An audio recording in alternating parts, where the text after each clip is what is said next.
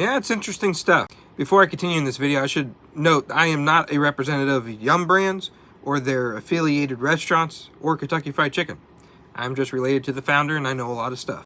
Yum Brands can change that, but they play in. The KFC Taco Bell locations that are conjoined is because the franchisee that purchased the rights to franchise Kentucky Fried Chicken under Yum Brands also purchased the rights to franchise Taco Bell, and they chose in their setup to conjoin the restaurants. That's one of the franchising models.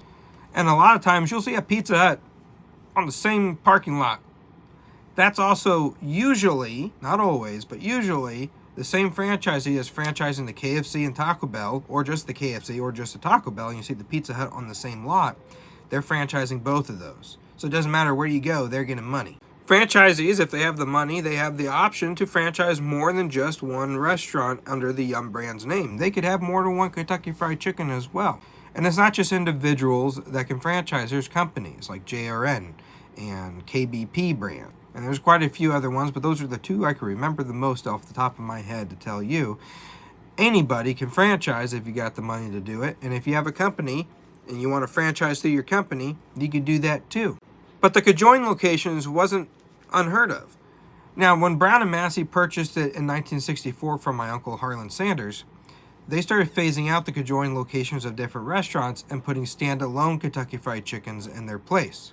The new franchisee agreement forced the franchisees that already existed to forfeit their restaurants and change them to standalone Kentucky Fried Chicken.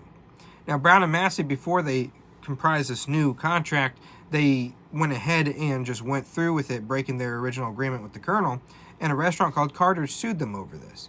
Carter's won, and that led Brown and Massey to start writing up the new contract and allowing other franchisees to finish out their agreement with the Colonel before making them switch or terminating their agreement permanently. But before 1964 and Brown and Massey started phasing out the conjoined locations, they were other types of conjoined locations. You had Jack Pirtle's out of Tennessee serving Kentucky Fried Chicken. You had in Salt Lake City, Utah, Pete Harmon's Cafe serving and featuring Kentucky Fried Chicken. You had Carter's featuring Kentucky Fried Chicken. You had Champs featuring Kentucky Fried Chicken. You had Scott's Chicken Villa featuring Kentucky Fried Chicken. You had Gino Chicken and Burgers featuring Kentucky Fried Chicken. If you go through this page on the KFC Lore playlist, you will see some of the photos of those restaurants. I'd put them in here, but I need views on those other videos too, so I'm going to send you over there if you're interested in learning some more. See, when my uncle started, there was no standalone location. Even the Sanders Cafe featured Kentucky Fried Chicken and was the first location. He would go to existing restaurants, show them his meals that he could prepare, teach them how to do it, and offer to franchise through their restaurant.